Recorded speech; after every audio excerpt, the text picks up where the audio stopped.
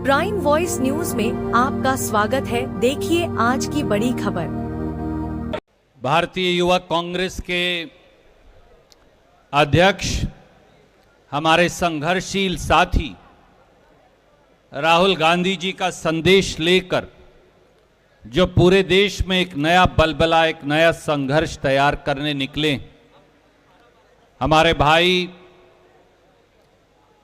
जो एक नए सूर्य का उदय करना चाहते हैं, उदय भानु जी, एनएसयूआई के पूर्व राष्ट्रीय अध्यक्ष नीरज जी, युवा कांग्रेस के सभी सम्मानित प्रदेश अध्यक्षगण, जिला अध्यक्षगण और कोने कोने से आए सबसे महत्वपूर्ण युवा कांग्रेस के साथियों, राष्ट्रीय कार्यकारिणी के सम्मानित पदाधिकारीगण, युवा कांग्रेस का नाम ही संघर्ष है। युवा कांग्रेस का नाम ही सरकारों को झुकाना है। युवा कांग्रेस का नाम ही सरकारों को आईना दिखाना है। युवा कांग्रेस का नाम ही संसद की चूलों को हिलाना है। दोस्तों, मैं उदय भाई से कह रहा था, हजारों की संख्या में ये साथी जो पूरी दिल्ली में फैले हुए हैं, आज एक ऐसे संघर्ष की शुरुआत देश की राजधानी दिल्ली से कर डालिए कि मोदी सरकार और संसद दोनों की नींव हिल जाए। आज संसद की नींव हिला दीजिए, झकझोर दीजिए कि इस देश के नौजवान, इस देश का नौजवान रोजी रोटी के लिए जो तरस रहा है, उसकी आवाज अगर कोई उठा रहा है तो वो युवा कांग्रेस के हमारे साथी उठा रहे हैं। दोस्तों, साथियों, आज कड़वा सत्य ये कि पहले हमें मां बाप पढ़ाते, फिर 40-50 लाख 60 लाख रुपया देकर रोजगार के अभाव में हमारे बच्चे विदेश जाते, और जब वहां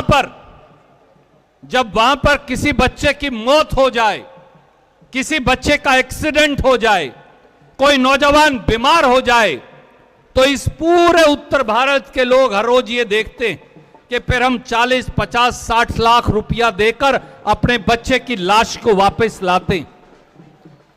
और अमेरिका आज क्या कर रहा है? हमारे वो सारे बच्चे जो रोजगार और रोटी के लिए डोंकी रूट से विदेश गए थे, उनको हथकड़ियों में लगाकर 22-22, 24-24 घंटे का सफर कराकर उन्हें वापस हिंदुस्तान भेजा जा रहा है। उनको 24 और 28 घंटे में बाथरूम तक इस्तेमाल करने की इजाजत नहीं दी जाती, और जब वो हिंदुस्तान वापस भी आते हैं तो बीजेपी की सरकारें उन्हें कैदियों की वैन में वापस लेकर आती। देश के एक बड़े मंत्री जो बीजेपी के अध्यक्ष बनने की लाइन में हैं, श्रीमान मनोहर लाल खट्टर, वो उनको अपराधी बोलते हैं। वो हमारे बेटे और बेटियों के बारे में ये कहते हैं, इनके घाव पर मरहम लगाने की जरूरत नहीं। नरेंद्र मोदी जी, उदय भानु जी की ओर से, युवा कांग्रेस के साथियों की ओर से, इस देश के नौजवानों की ओर से हम पूछते हैं, जब आप अमेरिका के राष्ट्रपति से मिले तो आपने विरोध दर्ज क्यों नहीं करवाया कि उत्तर प्रदेश के, गुजरात के, राजस्थान के, पंजाब के, हरियाणा के, मध्य प्रदेश के, दिल्ली के नौजवानों को हथकड़ी लगाकर हमारे लड़के और लड़कियों को क्यों वापस लेकर आया गया? क्या कारण है कि उन्हें सम्मान और इज्जत की जिंदगी, उन्हें सम्मान की दृष्टि से वापस नहीं लेकर आया गया? क्या कारण है कि हिंदुस्तान की सरकार जो प्रधानमंत्री के लिए 9,000 करोड़ के 2 जहाज खरीद सकती है, वो हमारे बच्चों के लिए हिंदुस्तान का जहाज भेजकर उन्हें वापस इज्जत से वापस क्यों नहीं ला सकती? आज सच्चाई ये है कि 22 करोड़ बच्चे 7 लाख सरकारी नौकरियों के लिए अप्लाई करते हैं। आज अगर एक चपरासी की पोस्ट भी निकले तो उसके लिए भी पीएचडी, इंजीनियर और एमबीए अप्लाई करते हैं। अगर चपरासी पीएचडी और एमबीए लगेगा तो फिर 12वीं पास और बीए पास बच्चा कहां जाएगा, 10वीं पास नौजवान कहां जाएगा। आज सच्चाई यह भी है, जैसा राहुल गांधी जी ने कहा, 30 लाख सरकारी नौकरियां खाली पड़ी। 30 लाख सरकारी नौकरियां भारत सरकार और भारत सरकार के सार्वजनिक उपक्रमों में है, परंतु मोदी सरकार उन्हें भरती नहीं। ना एससी बीसी के बच्चों को वो रोजगार मिलता, ना सामान्य कैटेगरी के बच्चों को रोजगार मिलता। और आज इस देश में वो अडानी की बंदरगाह हो या दूसरी बंदरगाह हो, वहां से केवल और केवल नशे का व्यापार होता है। उदय जी, मैं आपको मुबारकबाद देता हूं, जिस प्रकार से युवा कांग्रेस ने नशे के खिलाफ पूरे देश में एक आह्वान किया और आंदोलन चलाया, वो अपने आप में काबिले तारीफ है। सच्चाई ये है कि हिंदुस्तान के नौजवानों के लिए या बेरोजगारी है या फिर नशे का इंजेक्शन है। बीच के अंदर आगे बढ़ने का, तरक्की करने का, रोजगार और रोटी पाने का अब कोई रास्ता बचा नहीं। दोस्तों और साथियों, फैसला आपको करना। उदय भाई, आपके नेतृत्व में यह संघर्ष इस प्रकार का एक विराट रूप ले ले कि देश की सरकार को एक बार संसद का विशेष सत्र बुलाना पड़े, केवल और केवल बेरोजगारी से। आज के आपके इस उदय भाई मुझे ये कह रहे थे कि हमारी सबसे बड़ी ये मांग है, जंजीरें नहीं, रोजगार चाहिए। और हिंदुस्तान के नौजवान को, लड़के और लड़कियों को रोजगार कैसे मिले, इसके लिए संसद की कार्रवाई रोककर एक हफ्ते के लिए संसद का एक विशेष सत्र बुलाया जाना चाहिए। विधानसभाओं का एक विशेष सत्र बुलाया जाना चाहिए, जिसमें और किसी विषय पर चर्चा ना हो, केवल और केवल शिक्षा जो महंगी हो गई, ड्रग्स जो प्रचलन हो गया और रोजगार जो है नहीं। विदेश में हमारे बच्चे जाने को मजबूर हैं, नौकरियां कैसे देंगे, कहां से देंगे?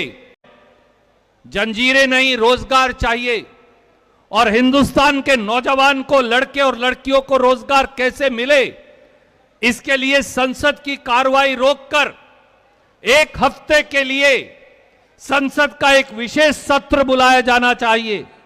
विधानसभाओं का एक विशेष सत्र बुलाया जाना चाहिए, जिसमें और किसी विषय पर चर्चा ना हो, केवल और केवल शिक्षा जो महंगी हो गई, ड्रग्स जो प्रचलन हो गया और रोजगार जो है नहीं।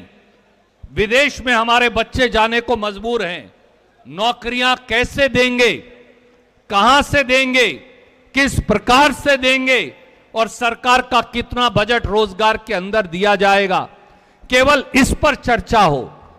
इसलिए आप इस मांग को लेकर पूरे देश में जाइए, एक एक प्रदेश में जाइए, एक एक विधानसभा को ये कहिए, एक एक विधायिका को ये कहिए और देश की संसद को ये कहिए कि जब तक देश की संसद सारे काम बंद करके नौजवानों की रोटी और रोजगार पर चर्चा कर उसका हल नहीं निकालेगी, जब तक आपकी बात को नहीं सुनेगी, जब तक आपके संघर्ष को नहीं सुनेंगे, तब हम देश की संसद को चलने नहीं देंगे। ये वो संघर्ष है। और मुझे याद है आपका आज बलबला देखकर, नौजवानों का जोश देखकर, वो सारे पुराने दिन युवा कांग्रेस के उदय भाई हम सबको भी याद आ गए।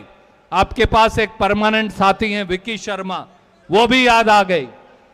आज फिर मैं उदय भाई को ये कह रहा था, संसद के केवल जंजीरें मत तोड़िए, आज बैरियर भी तोड़ डालिए।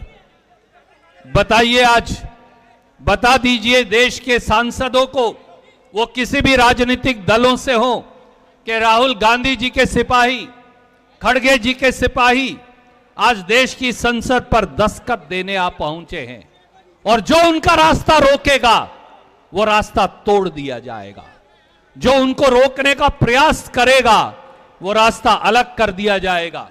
और इसलिए आज ये संघर्ष ऐसा हो जो दिल्ली की तारीख में याद रखा जाए। मैं एक बार फिर उदय भाई आपको, युवा कांग्रेस के सभी राष्ट्रीय पदाधिकारियों को, प्रदेश अध्यक्षों को, जिला और ब्लॉक युवा कांग्रेस के अध्यक्ष गणों को और युवा कांग्रेस के सभी साथियों को हजारों हजारों की संख्या में आपने जो दिल्ली पर कूच किया है कि रोजगार दो जंजीरें नहीं, मैं इसके लिए आपको शुभकामनाएं देता हूं। और मुझे विश्वास है कि युवा कांग्रेस जब बीड़ा उठा लेती है तो वो देश की दशा और दिशा दोनों बदल कर दिखाती है। बहुत बहुत शुक्रिया। जय हिंद, जय कांग्रेस। हमारा चैनल सब्सक्राइब करें और वीडियो लाइक करें, शेयर करें।